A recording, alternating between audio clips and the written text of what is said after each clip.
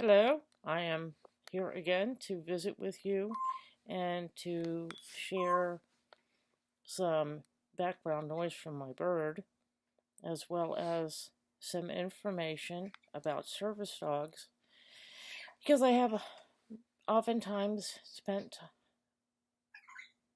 considerable time enjoying getting to know other people and having a question and answer session, even though I don't necessarily plan it, it just sort of happens.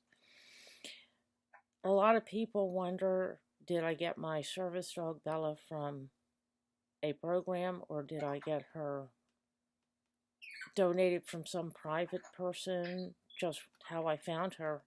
And the way I found her was some friends of mine found her wandering around in the streets. She was a skeleton, nothing but skin and bones, pretty much emaciated, and they found out that I was looking for a service dog, so they offered to introduce her to me. And I thought, well, she's a pit bull, but, not what I was looking for exactly. I don't know, I'll have to see.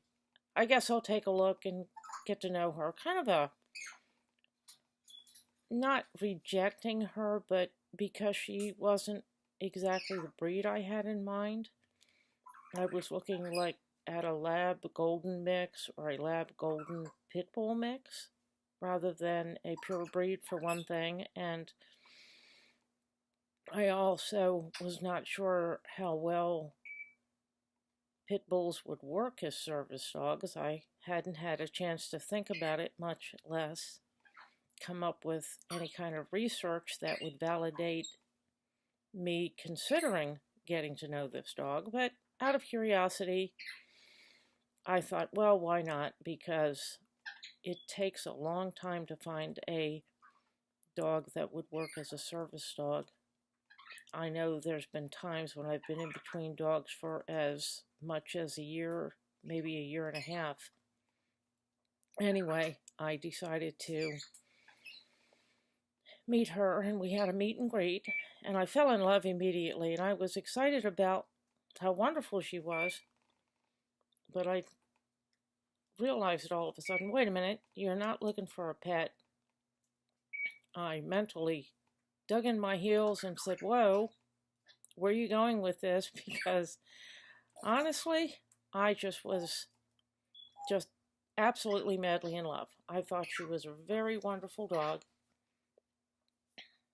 I liked her personality, I liked her size, I pretty much liked everything about her. And so I asked them if I could think about it for a while, give me a week or two at the most. They said sure, and she went home with them. Well, about 3 days later, they called me and they said, actually, our daughter is the one who's watching her, and she's going on vacation for 2 weeks. Could you babysit?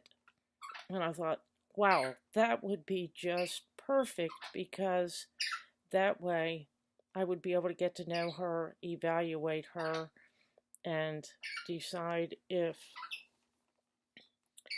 she would work out as a service dog. Needless to say, she came over for her 2 weeks, and she's still with me, obviously, or she wouldn't have been in the other video. I spent, I guess about 24 to 48 hours just kind of observing her and watching her, and then started some very simple basic obedience training. And well, no, actually I started house rules first, and then we went to some simple obedience, and she seemed to like all of that. I tested her to see how much of a spook she was, and she was pretty spooky and pretty nervous. And I thought, well, I've got the knowledge base and the experience to work with her, so I decided that I was going to keep her, and we've been buddies ever since, and she is absolutely marvelous. In the meantime, we started working together, and slowly became a team. That's a story for another video. And I reckon I will do another video on some more details about service dog training in the near future. I want to get the tripod so that I can set the camera up and actually have a means by which it would be easier to see what's going on as far as some basic, simple training that you would start a dog doing and then work your way up into service dog tasks and then into, well, I guess you would call them medium-sized tasks or moderate tasks, and then to your more detailed technical tasks that a service dog would learn to do. Meanwhile, I am going to close for now, and I will be back with you soon. Safe travels, many blessings.